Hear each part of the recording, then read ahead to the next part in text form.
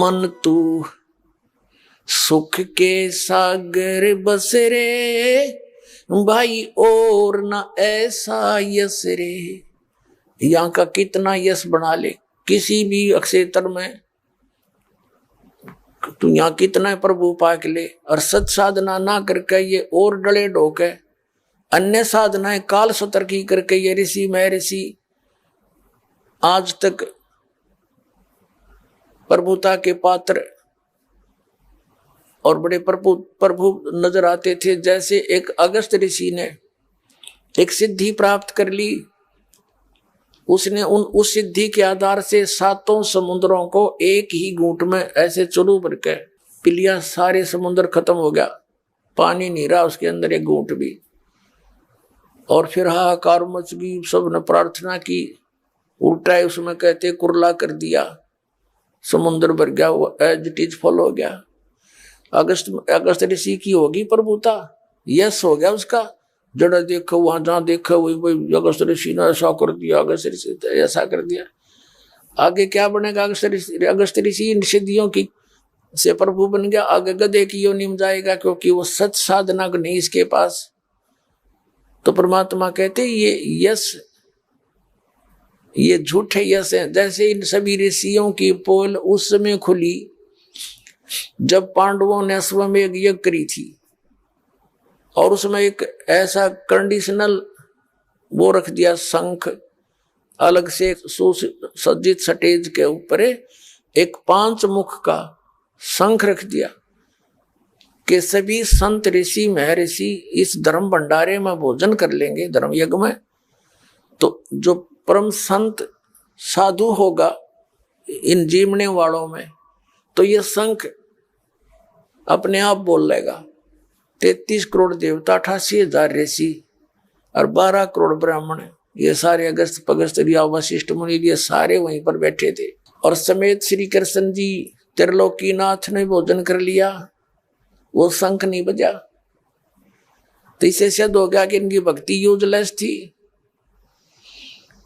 जो कृष्ण जी की भक्ति करके मोक्षता में थे, श्री कृष्ण भी वहीं बैठा था, भोजन खा लिया था उसका, उससे भी वो यज्ञ संपूर्ण नहीं हुई। कहते हैं एक वाल्मीक नीचे कुल साधु, जिन शंख पचायन पूरा नादु। इसमें द्वापर युग में परमात्मा कबीर जी एक करुणा में नाम से, जैसे वो प्रत्येक युग में लीला करते हैं, जैसे कलयुग में कबीर नाम से वो प्रकट रहे हुए, 120 वर्ष रहे, सह शरीर आए थे, सह शरीर चले गए। एक संत और एक सतगुरु की, एक भक्त की भूमिका करके एक उदाहरण पेश करते हैं। तो ऐसे वो करुणा में नाम से आए हुए थे द्वापर में, चारों युग में आते हैं भगवान। और उनका और वाल्मीकि परिवार, उनको जो बालक रूप में आए थे कमल के फूल पर, एक वाल्मीकि परिवार उठा ले गया था मालिक को। वाल्मीकि के घर परवरिश हुई, और एक वाल्मीकि ही दूसरा लड़का व्यक्ति उनका शिष्य हुआ, तो जो जिसका नाम सुदर्शन था, सुपथ सुदर्शन। तो सुदर्शन का रूप बनाकर मालिक गए थे, लंबी कथा है, फिर कभी सुनाएंगे। आज जो प्रसंग है उसको पूरा करेंगे। तो सुदर्शन जो वाल्मीकि, सुदर्शन जो था परमात्मा कबीर जी यानी करुणा में जी का सत भक्ति का साधक था, मर्यादा में चलता था। जब वो वहां पहुंचे सुदर्शन रूप में, उन्होंने भोजन खाया। कहने का भाव यह है कि पहले तो द्रौपदी के मन में दोष आ गया था कि ये काहे का संत है, एक जंगली सा व्यक्ति, इससे क्या हमारा ये यज्ञ पूर्ण होगा, इस ऐसे मंडलेश्वर यहाँ बैठे हैं।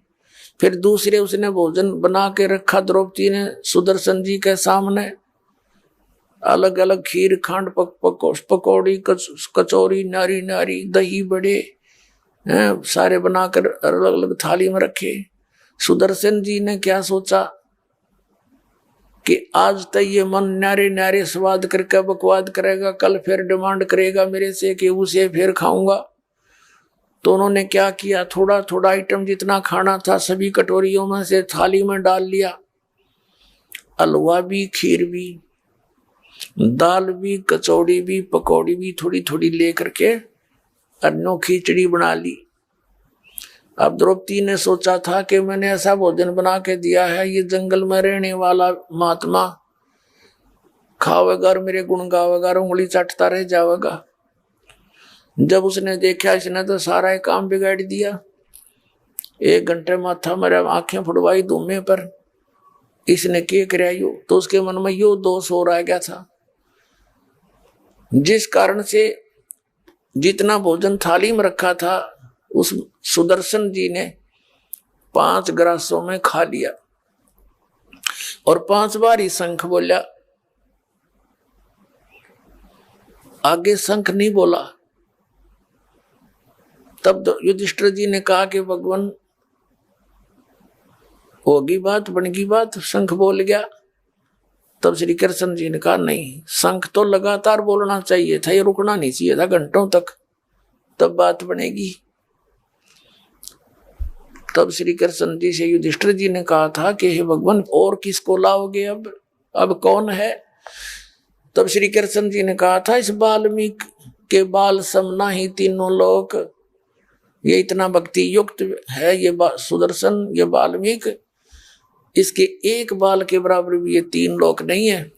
कोई त्रुटि अपने ही घर पे है युधिष्ठिर, कोई मन में दोष किसी प्राणी का है। श्री कृष्ण जी को मालूम था कि द्रौपदी नाक सकोड़े थी जब वो रोटी खावा था। द्रौपदी बुलाई और पूछा, बहन साची बताना, आपने क्या सोचा जब महापुरुष जी ने खाना खाया, इसके बिना जो यज्ञ पूर्ण नहीं हो सकता, और तूने क्या समझ रखा ये कोई छोटी बात ना समझे, क्योंकि वहां उस समय वो परमात्मा स्वयं विराजमान थे, पूर्ण ब्रह्म जो करुणा में नाम से प्रकट थे, कबीर जी सुदर्शन रूप में, और श्री कृष्ण को आभास हो रहा था कि ये आम व्यक्ति नहीं है। तब कह रहा था कि सुदर्शन कोई छोटी बात ना समझो इसको, क्योंकि आभास उसी को होता है जिसमें कोई अंदर वस्तु होती है आध्यात्मिक। श्री कृष्ण जी पुण्यकर्मी प्राणी थे, तभी तो 3 लोक के प्रभु बने हुए हैं, तो वही महसूस कर सके कि ये आम व्यक्ति नहीं है। बाकी जितने बैठे थे उसको तो मजाक कर ही रहे थे। अब ये कथा बतानी पड़ेगी इसलिए आवश्यक थी यहाँ पर। तो द्रौपदी ने कहा, भगवान मेरे से गलती बन गई, मैंने बहुत गलत सोच लिया कि मैंने 1 घंटे तक धूमे में आंख फुड़वाई और नरे नरे आइटम बना के रखे कि महाराज जी प्रसन्न होंगे भोजन खा के, और इसने ऐसा काम कर दिया, सभी एक कर लिया। तो मुझे दुख हुआ इस बात का, और मन में ये दोष आ गया कि ये काहे का शंख बजाओगा, शूद्र का शूद्र ही रहा, इसने खान का भी ना पता, मैंने ऐसा बढ़िया भोजन दिया, इसने कदे खाया भी ना होगा, देखा भी ना होगा। तब श्री कृष्ण कहने लगे कि द्रौपदी यह भीतरी कमजोरी है, तने ये सोच लिया कि इस महापुरुष को मनीषा भोजन खिला दिया, ये तो तुम्हें खिला रहे भोजन, इसने तो एहसान कर दिया तेरे ऊपर, तेरे घर का टूक तोड़ लिया कि ये तेरा तू उद्धार करने आए थे और तू क्या बकवास सोच बैठी। अपने आत्मा द्रौपदी बोली जी गलती बढ़ गई है कि माफी मांगे, और चरण धोकर पीस के सद समेत रेत के पैरों के देख पाप और इकट्ठा कर लिया। संत के बारे में ऐसी गलत सोच रखना भी पाप के भागी होते हैं।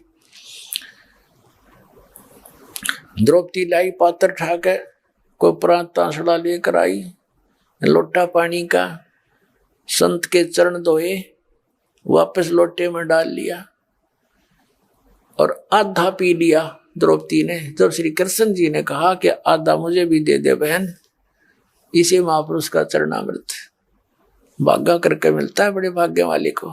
आधा श्री कृष्ण ने पिया। तब कहते वो शंख बजा था और पूरी पृथ्वी पर आवाज गई थी और सब वातावरण बदल गया था पूरी पृथ्वी का।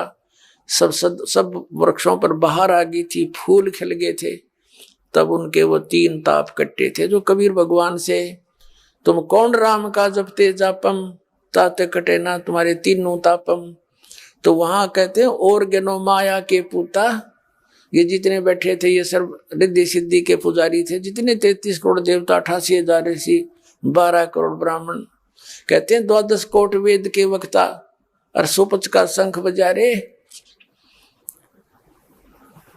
तो कहने का भाव यह कि ये परमात्मा जो कह रहे हैं कि मन तू सुख के सागर बस रे भाई, और ना ऐसा ही असरे।